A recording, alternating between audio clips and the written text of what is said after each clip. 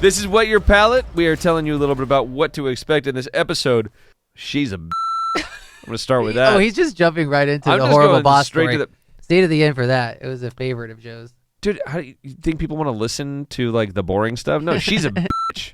We also talked about wine, like wine visit etiquette, like winery visit etiquette. Which, wine tours, like your experience, crazy stories. People come in for the first or fifth time to wine country. Like, it's good to just have an understanding as to like what we see as the producer or the winery or the tasting room. You got to be talkative, asking questions, asking to do more, whatever else. And like at some point, somebody's going to break and be like, come on, come with me. I'm going to show you some shit nobody gets to see. Yeah. Yeah. Get in there. And you give a lot of credit to the Gen Z. Surprisingly so, yeah. It's me, Joe Wagner, co-host Chris Rubio, Fat Mario. We are talking about wine, entrepreneurship, and whatever the fuck else. Whatever the fuck else. Okay, we're gonna go a little more into wine. Yeah, because we got said that before. We got a little deep. We've said in part that one. before. Okay, you don't want to upset any Somms. You know, they're listening in. We want to make sure that we stay strict. Trying to be sensitive to the needs of the people that don't know how to make wine and need to cast their very informative banter about wine to people and unknowing consumers at a price that's unjustified. Anyway, sorry. This is a good time, actually. I just have this magazine if you're watching. This actually came out a little while ago, October, November 2023, but not too long ago. The Somm Journal, and Joe was in it again and had an excellent article on him and Napa Valley Quilt wine. And there's a lot of pictures here and comments from actual Somms that love Joe's wine. So I think they should change the name of this publication. It should be the Good Somm Journal, because this is actually, like every person on this cover that's holding a bottle of quilt is a good Somm. I've met most of them, and these are the people that actually, these are the people that are not working at some fancy ass, single location restaurant. These are people that are the drivers of food and wine, and so these are good. Like this dude right here, Beau Cure. Yeah, he's down just outside of Jacksonville, like Ponte Vedra. He runs Sawgrass Country Club. It's funny you opened up to this page. This dude is such a proponent of wine. The dude is great, well spoken, brings his club members out here and stuff, and we have a great time with him. And it's he knows what he's talking about. He knows what people like, and he buys smart, right? Like, he's not looking for 1,000 options on the list. He's looking for whatever his club members want. And he'll also bring in some special things that they might not have been experienced with, and kind of convert them into other stuff and just expand their world of wine. That's the kind of guy you want. Yes. On the team to purchase wine. So, but all of these people here. I was looking at the Alex. Yeah. This gentleman here. I like how he really first started out on what he was talking about with how the taste buds have been changing. You want to read this? Involvement. Okay, if you want to read some of it, because I thought it was pretty good. He is, yeah. So, and I feel like I'm patting myself on the back. So I will start by saying, Somm Journal is a publication that's mostly trade focused, right? So it's mostly going out to people that are in the trade of wines and spirits, but predominantly wine. And they don't really focus so much on the ratings system. They really just focus on information, trends, that sort of thing. And so they featured us. On the front cover, they did a whole fold-out cover of different sommeliers holding quilt, as quilt has become such a strong player in the restaurant world out there. And so we're really proud of that. That was really, really a great honor to be. I mean, I'm not on the cover, which is good because I don't like people seeing my face anyways. But it's all the Somms that they reached out to that wanted to be on it. So this guy Alex, he's from Smith & Wollensky. If you don't know that, they're a restaurant group, but they're a steakhouse, like classic steakhouse, and they are fucking solid. They're New York is where they started. They've got one in Chicago. They've got one in Vegas. They've got a handful of them, but really good steakhouse, classic American steakhouse. So what he says is, tastes change. The modern palate is always evolving, and we are all contributing to this and subjected to it. For most of my professional career, I have seen our tastes grow to want more. New flavors and exotic experiences are in demand now more than ever. But what continues to be constant is the desire for boldness in what we eat and drink. Quilt Napa Valley Cabernet Sauvignon exemplifies this. While being rich and strong, it is balanced and offers an enjoyable experience to those who are familiar with the wine or those who are trying it for the first time. So, but yeah, what he said in the beginning here, that like tastes do change. And now I agree with him completely.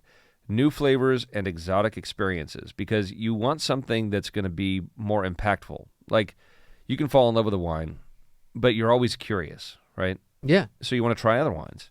And you know, it's not like you're cheating on your favorite brand. You're just giving it a test drive. But you know what? You might end up focusing on that other brand more, that other wine more, because your palate is evolving. And so, but then there's somebody who's probably going to replace your palate for the wine you were previously enjoying the most, right? I think it's a great point. And I thought you'd like that too, because you've always said go with your palate, and I think you made another great point too, is that I like how you talked about growing up here, and we've been saying constantly, and we will continue, I think, constantly saying that we are breaking through the pretentiousness that was created, because that's not where we grew up in. And having wine to be accessible to everybody. Yeah. It should be on your dinner table. Yeah. You give me a better beverage to pair with any food. It's also the best, like, balanced buzz, right? Yeah. You drink beer, you're going to get too full. I get, like, fatigue off seltzers really quickly, as far as, like, just palate fatigue. And beer, you got to drink, you know, a ton of it, and it's just filling and whatever. Booze, I mean, you know, yeah, we make hard alcohol, like we make whiskey and brandy and whatnot, but that's kind of a time and a place, like for me, like I feel like if I drink that every night or multiple times a week, I might have a problem. And I'm not judging anybody if you are drinking that every night. Yeah. But the relationship between culture and food that wine has is something that none of those other beverages have, right? So, and it goes back centuries. So, you know, fine dining. People were drinking wine for centuries with fine dining because the right wine augments the food complements the wine. So you're never going to replace that. We need to get people to actually like talk about that more. I was talking to somebody about, you know, the wine industry is in decline. So lost a couple percentage points on total volume in the U.S. last year and the year before and the year before, right? But gained in value by a couple percentage points. So meaning that the average dollar spent or average amount of money spent for a bottle of wine went up. So, and I will say that we are the beneficiaries of that trend because we deal in luxury wine. So that's all good. And this data is only from like scan data, Nielsen, IRI. That's just one segment of the market, right? Pretty big segment, but just one segment. And so, you know, how do we get all of the producers together to create an ad campaign that showcases the beauty of what wine brings to your world and the world in general? You know, it's not a necessity at all, but, you know, like so many other things in the world that you want. It is a luxury. It is, you know, it is something that you know, if you want to even buy a $5 bottle of wine, that's not something you need to do. Like, you need water. You don't need wine. Yeah. But to teach people about that interaction of culture and augmenting your dining experience, and you know, and just continually learning, and something that comes from the ground, something that's very much, you know, organic in nature. Like that's all stuff. Like, we're not doing a good job as an industry of bringing that stuff up, and we can't do it as a, you know, one-trick pony. We need a whole rally of not just the domestic wine production community, but the international wine production community to be able to talk about their stories and share that. So I was talking to a friend of mine who's also in the wine business. We were talking about how I actually probably shouldn't get into this too much because it's a little bit confidential, but we are looking at doing something like that. Oh. And like, you got to be one of the leaders. I want all of my friends that are, you know, in this industry to get out there, put themselves out there, and like do the podcast, like Robbie Meyer, right? Yeah. Get on social media, get on the platforms that people are taking in information, right? Like, print ads don't really work that well anymore. Like, you know, you gotta do stuff like online. You gotta be smart about how you do it, and really be your true self. And the guys that I know here in the industry, they're true to themselves. Like they're like me. Yeah. They're kind of like, fuck it, I don't care. Like you are your own worst enemy because you're a liability at times. But and I would think that's right. what people want. They want to hear from that and connect. Yeah. They want the real. They want the real realities. deal. Yeah. You know what I mean? To personalize. Yeah. So it's there's another thing you said about go with your palate. Like that's our podcast name, but that's been our tagline, our mantra at Copper Cane since its inception. And a lot of people don't know the story about how that came about. Have I ever told you? No.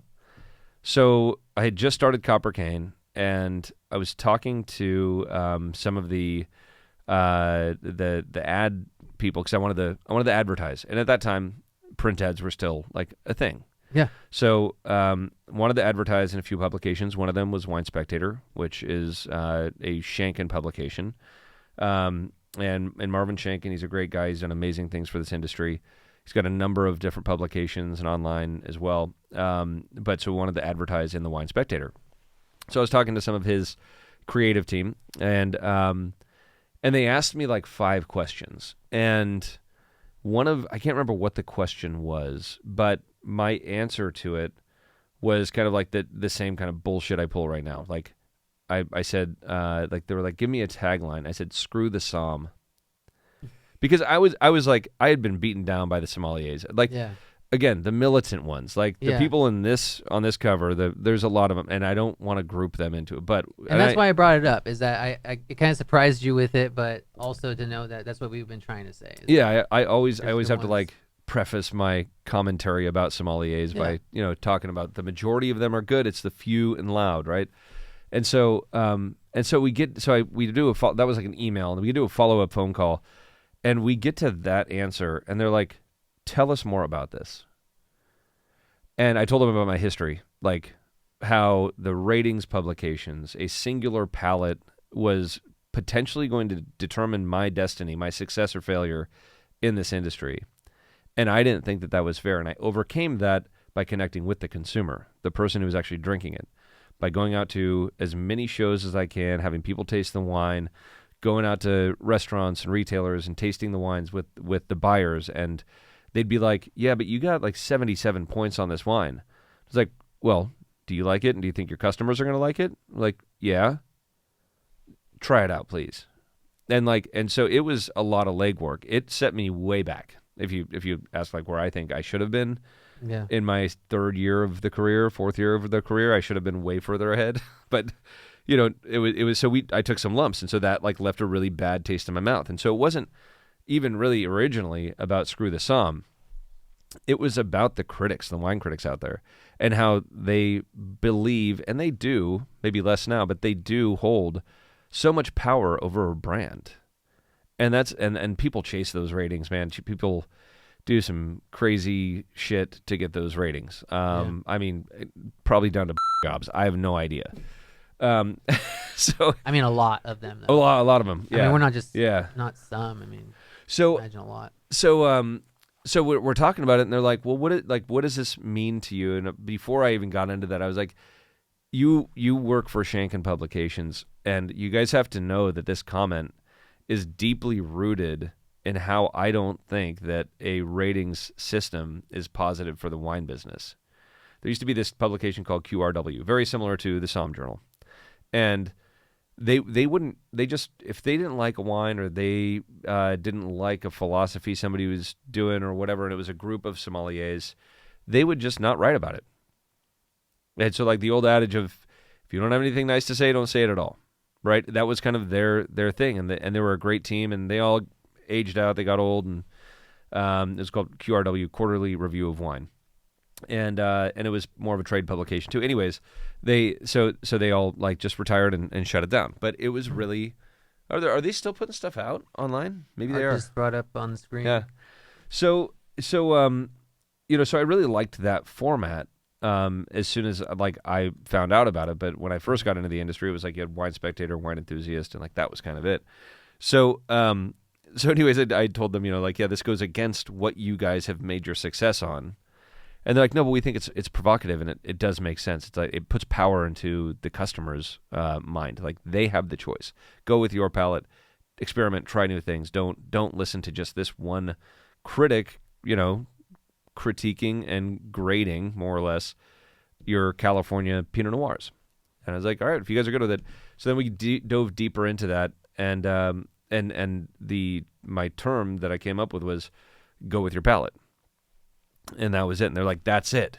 That's the term. Yeah. And I was like, all right. I was like, I actually like that. Like, and so it was really, that was my first, like, kind of like, I'll call it corporate branding exercise I ever did, where you have like these, big world thinkers and they have access to so much more. They're like in New York City and working on all this shit, and I'm this small town farm boy.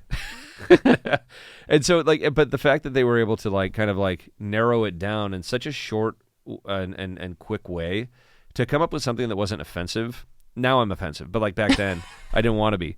And so it really funneled down to truly what the core of what I believed in was, and that's where Go With Your Palate came from. Yeah. But it's not just for wine; it's for life.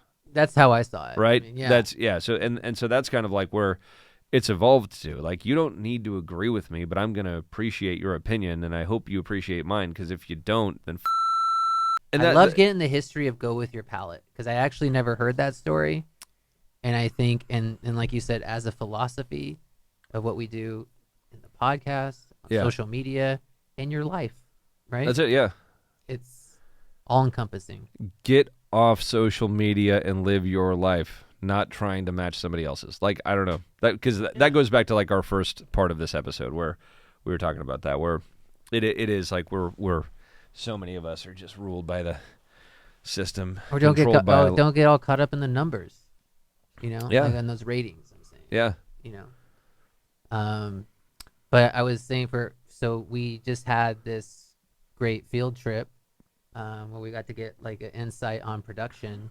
Yep. And doing the wine tours. And when I was seeing this, I will see a lot, and we've done it, like wine etiquette, giving examples of when people come to Napa Valley and things that you may know. And you talked about bear clawing your wine. Yeah. Please don't bear claw your wine. So the etiquette of always do stem. Those are all just kind of tongue in cheek, kind of fun things. Yeah, that, like, exactly. If you're a traditionalist, you got to try to do those things. But like, do you want me to get into etiquette?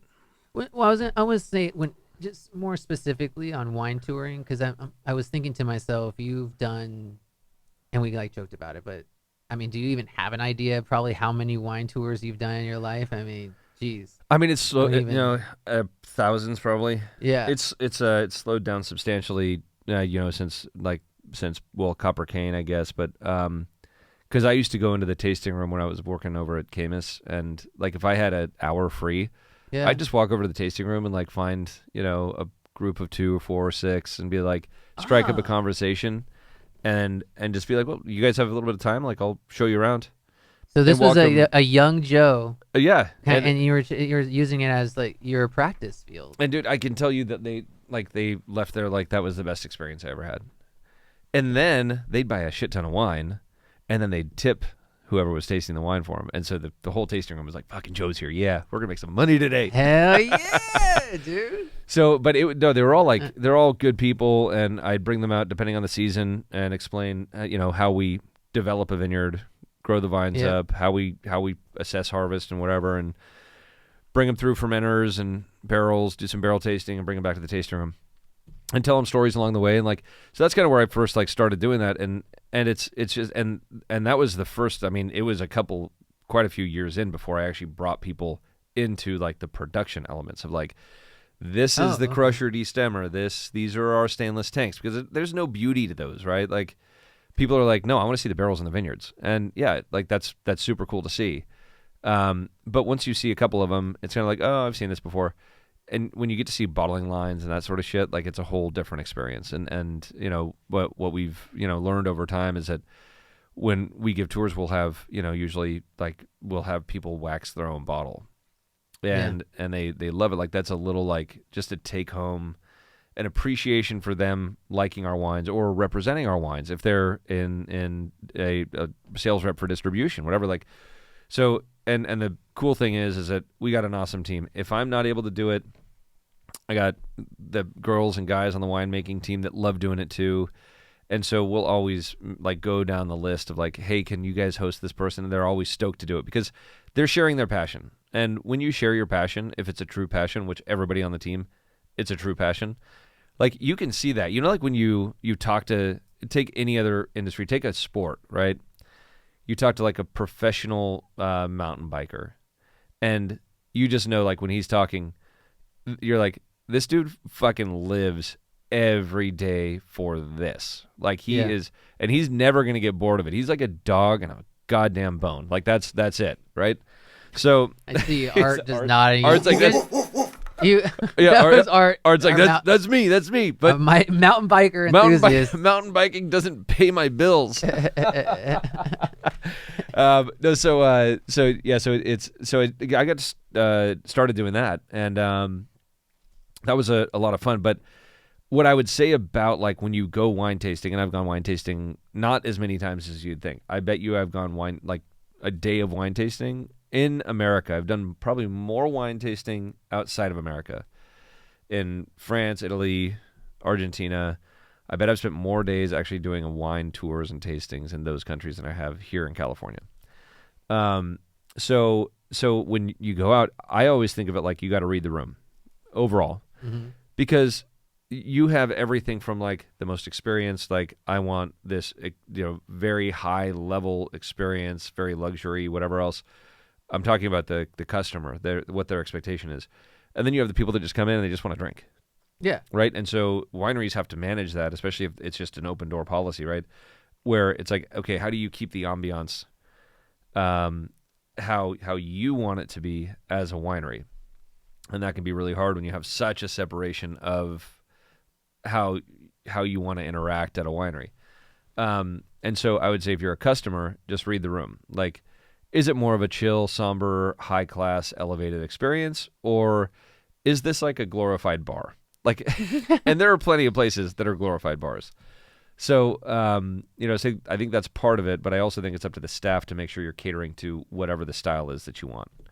I mean, I've seen crazy stuff. I've had, I've had a ton of, I'd say more very like professional and very curious experiences where people are asking a lot of questions and they want to know the wine in depth and the processes. And I love when it's conversation when they're asking questions and you keep. I bet you love that. You like to get down with the cork dorks. Yeah, it's a blast. And then you have people that just take their clothes off and party. Yeah. I've had naked girls climbing barrels. Wow. Yeah. Like, I have pictures. Okay, I'm just trying to. I'm not going to pull them up, but I have pictures. Was it something that surprised you? Were you giving a tour? You weren't even supposed to climb the barrels. Like that's a liability. But I'm just imagining you have maybe you're pulling some wine from a barrel. You're talking about a Cabernet, quote cab, and then you turn around and all of a sudden some girl's got her clothes thrown off and she's climbing up the barrels. Situation? More or less, yeah. Wow. And then another girl started doing it too. And then so there's that. We've had f***ing in the bathroom. Oh, jobs in between the barrels. That's another, because like there's on the tour. You're giving a tour. Yeah. You turned down a.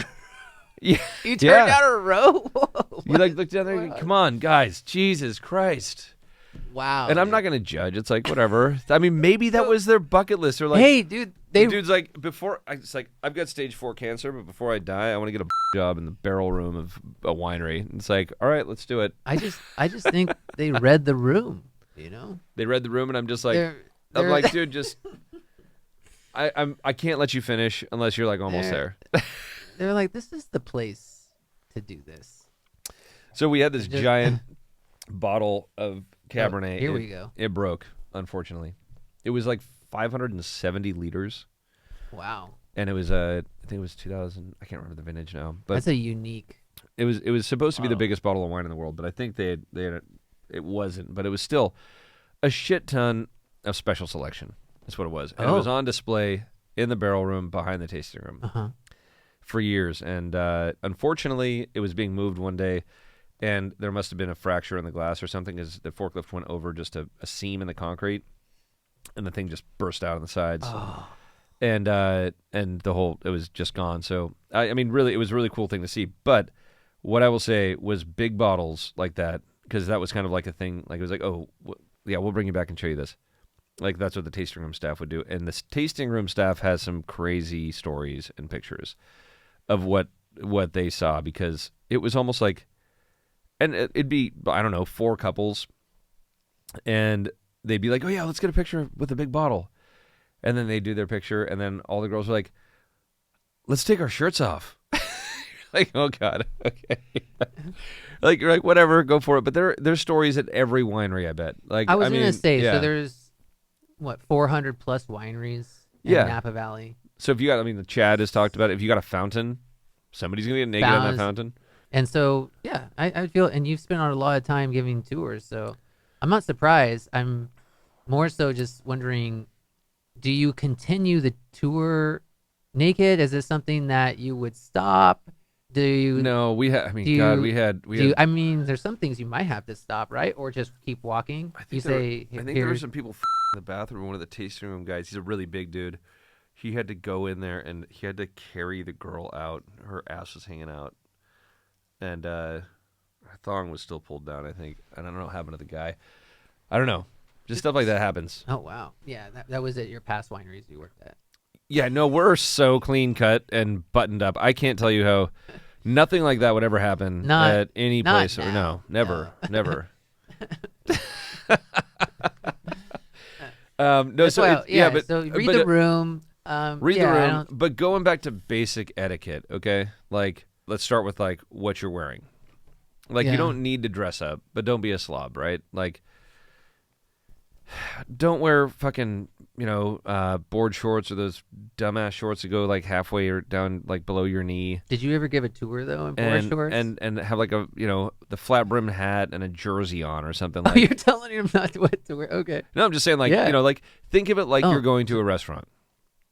I'd almost think about it like you're going to someone's. You're going to someone's home. You're not going to McDonald's. Yeah. You're going to, like, something that has class and elegance and story and character. Like, and so and the girl thing right now is the kind of, it's almost like a little derby-ish, like a little downplayed, like hippie derby-ish, like the big hat, the sundress, and like I love the look. It's great, and it fits really well with Napa Valley. Like, spring, summer, fall, it works with everything. So, like, that's a great thing. I don't know where that's going to evolve to, but, like, it's like cool. The girls always, like, maybe it's Instagram and whatever, but the girls always, like, make sure that they're presentable. But then they'll also have sometimes a douchebag ass guy that's with them, and he's wearing a fucking jersey, and you're like, okay, like, first of all, I don't think your girl wants you to look like that in the pictures, so she's probably not taking pictures with you. And maybe you're being dragged along because you're a beer drinker or a seltzer drinker and you have poor taste. And, you're probably going to get divorced. Are you seeing now that we have Gen Z entering the world of wine?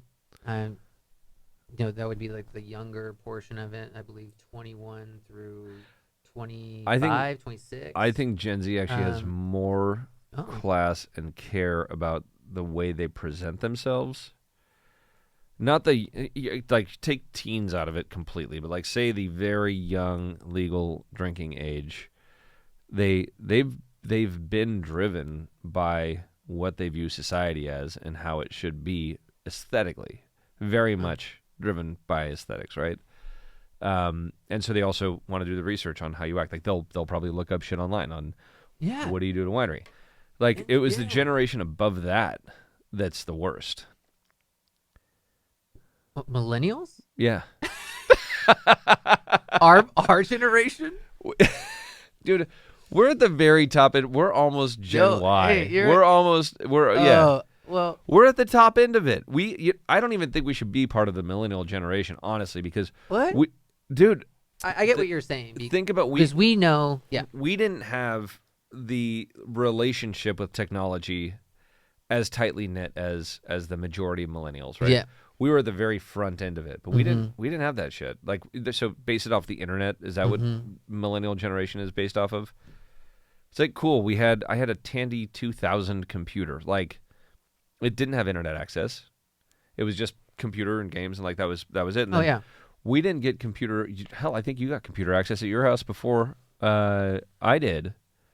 And Computer access as in like internet. Yeah, access. internet. Yeah. AOL online. Yeah. Yeah.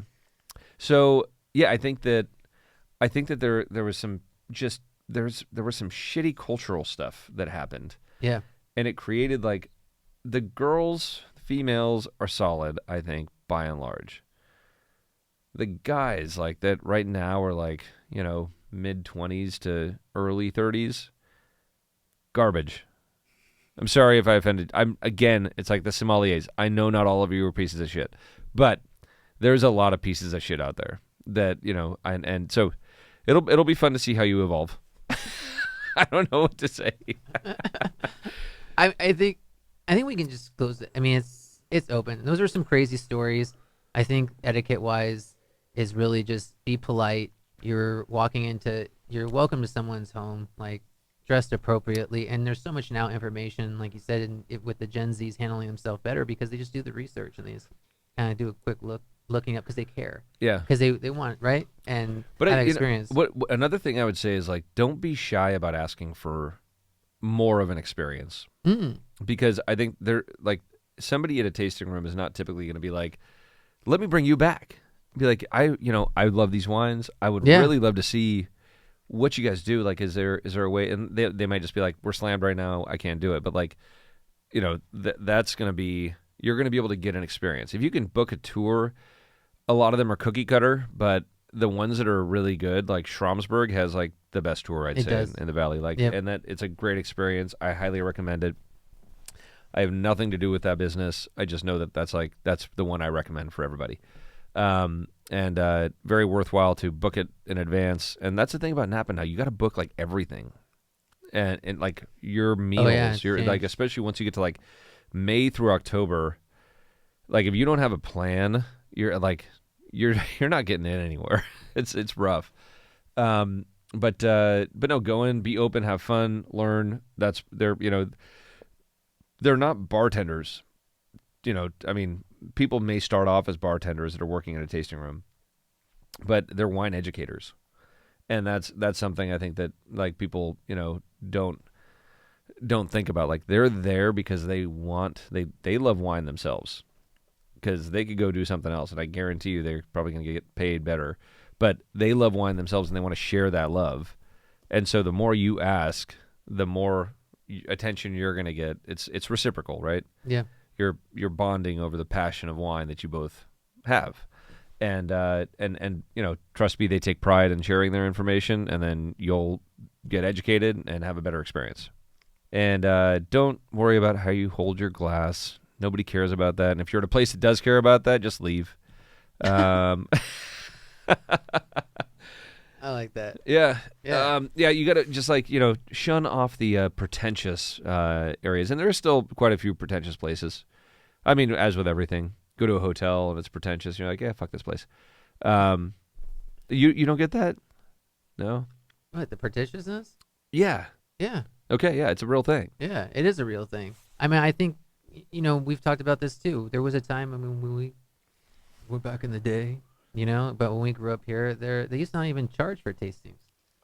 I love that. And you could walk up and you could find anyone there. And I think that was something I was going to add too, is the respectfulness of walking in the winery in the home aspect I kept bringing up, because it is really, wineries have been passed on through family, and there is a lot of still like the generational respect and love of that. Yeah. And you never know who you're running into, I know that both, my parents were in the banking business. Yeah. And that was something my mom, she was always kind of good to like share for people to never judge anybody by their appearance or anything like that. A lot of these were farmers and stuff like that. People are going to be coming in from the fields working, but they're not.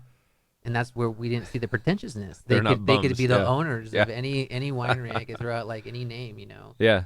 And they're out there working still every day, getting up at whatever 4 a.m. and doing their whole day. You get, Oh, totally. I got stories about a lot of guys. Like one, he's since passed, but Tom Kennefick, he was a doctor. I think he was a heart surgeon in his past life, and he just wanted to be a farmer. He buys like one of the best properties in eastern Calistoga, and so I was buying some fruit from him for a little while, and when I talk like one of the best, it's like one of my top 2 places where Cabernet grows, in the world. So yeah, but so he would show up like during harvest just wearing dirty ass overalls, and like he already had a very successful career. This was his retirement thing. Loved every element of farming. That's what he did. He never wanted to get into wine. He drove like a 75 Ford flatbed, like big, a big old truck, and he would deliver the fruit. He'd be out there picking with the crews and whatever else. He would look like just absolute garbage, but like he'd get out and you're talking to a dude who has had a very successful career in heart surgery and like top of his game doctor, retired, got into farming, and he would just talk to you like a regular old person, right? Yeah. And so that's what I loved about it, was that he could walk up to anybody at the winery and everybody's like, oh, like, it kind of goes both ways, right? So you could be at the high level and you could be like, okay, you could be the kind of person like episode or part 1 of this, you could be the person who's going to talk down to somebody who looks like they might be lesser of a status than you, right? Or you can just talk to them like a human. Yeah. And same thing goes from, a new cellar worker who barely speaks any English that just came out of the fields, right? And they're trying to work their way up the ladder, and he'll talk to them, or they'll talk at the same level, right? As much as they can. So it's cool, really all about how you handle yourself, and making sure you keep pretentiousness out of it. Yeah. In all things. I start calling people out on their shit now. Yeah, make the world a better place. Like, why are you acting like a douche? Yeah. What? Not you. Are you Is it the coat? I think this is you do look like a douche. This is a good time to hop into horrible bosses. Oh shit. Yeah. Okay. All right. She a bitch? Yeah. That one? Okay. They put a subject title in it. So my genius boss. Well, hold up. Uh-oh. This is horrible bosses. Gotta intro this. Yeah. So please send us your horrible boss story so we can critique it. As always, if you've heard our podcast before, you know what we do. Horrible.bosses@coppercane.com. Spelled like it sounds. Look online if you can't figure it out. Or ask AI. Yeah. Yeah, and they'll do it for you, but it's all anonymous. Yeah, but yeah, this is all anonymous. We will take names out, all that stuff, and we will just give our synopsis on what went wrong by who and how it could have been averted or something could have been done differently. I suppose that's how I describe it. So here we go. She is a bitch is the title of this. So my genius boss decided that I can't get any more overtime. Now I want to burn her to the ground. I have a feeling this might be a female that's writing this. I don't usually hear guys be like, no, burn her to the ground. Okay. Story. My company had financial issues. Termed a bunch of employees with those left taking on the workload. I got a big share. Okay. I was keeping on top of it via overtime. I should state there are things I do that no other person is trained to do. For example, if a company needs to be paid, I am the only person that can set that up. When I had issues, my boss's solution was to hire a temp, which would only cause me more problems trying to train the temp. We have 2 crap employees that could have been trained to assist, but that was vetoed. Now, all of a sudden, my department is hiring 2 new positions. That would be of zero help to me, but they can't afford my overtime. Oh, and my boss got a $100,000 bonus this year. Whoa. But my 15 to 20 hours of overtime a month is a problem. Meanwhile, she is checked out, hardly answers emails anymore, even from her boss, has a lot of unavailable times in her calendar. Everyone in the company bitches about her, and every single person in the depth thinks she's a piece of shit. Fuck that bitch. No. I like how it's in italics. Fuck that bitch. Now my pace is dead turtle slow, and I'm not covering my boss's ass anymore, which I've done all the fucking time. My plan is extreme malicious compliance. You like that one. Oh, that's a great You finish. like That's that a great one. finish. Okay. You like how they came hard? They did. They came hard. Like- And, God, okay. This is really an interesting one because we've all seen the stories of, like, say, like Ford or GM or whatever, like back when we were going through the recession, 2008, the housing crisis and all that, and these, and then the bailouts and whatever else, and you get, and these CEOs are making these fucking huge bonuses, right? Yeah. And you're like, well, what about the workers, right? And so, like, and they're all struggling, and they're partly limited by the unions and all that, and I don't know. It's really hard for me to make a statement on that because if it is, I mean, even a publicly traded company, it's kind of like you might negotiate those things as an employee, right? Which just about every hire we have, there's some negotiation there. It's like, okay, what is, you got the basics, right? What are the benefits? What's the proposed salary and what's the proposed bonus? And then you might negotiate a couple of those things and be like, well, I'd like it to be more like, locked in or understanding what it is that I have to do to get that bonus. Like sales is easy, right? You have it's basically numbers. The numbers don't lie. So, so there's some negotiation there, and maybe that was something that the boss had. I'm assuming that the boss's boss is the owner. Maybe that's something they negotiated. That was like, well, if you hit these metrics, you will get bonused out of this, right? Yeah. And so what else is she doing? Well, she's looking out for herself as a boss. I don't get a bonus, by the way. You don't? No, I fucking bonus myself. Oh man, that'd be funny if I did. I'm gonna give myself a $1 bonus this year, just to be like, I got a bonus, like a check. Just is it interesting that they knew what the bonus was? I don't know. Well, it looks to me like this person probably works in finance, and so as confidential as you're supposed to be, people aren't confidential, right? Mm-hmm. So unfortunately, but. So, and I'm not saying anything bad about the employee here that wrote in on this. I totally understand the frustration that, especially when you know those things, and if you see the holes in what she's doing, I don't know if she's performing at the level she's supposed to based on the owner's expectations, but if she's getting a $100,000 bonus, she's doing something right. And maybe part of that is like associated with the margins in the business, and maybe she hit those margins, and part of that was eliminating positions. So I wish I knew a little more about the story, because that boss could be actually guiding the company into like, okay, we're making cuts, we're laying off employees and all this, so that we make a financial goal to be able to make, so if like her boss is the CFO, so we're gonna hit this financial goal so that this guy or girl gets their bonus. Yeah. I mean, there's all that kind of stuff. That's why I think, part of it, you gotta watch those things and make sure that's not happening. I think I do a good job of watching that stuff in our business. I've got a great team, great leadership team, but and I think they all mean well and do well, but I try to not have bonus structures that are going to incentivize bad decision making. And maybe that's something that happened here. I just don't know quite as much as I need to. So it's really hard for me to blame the boss on this one.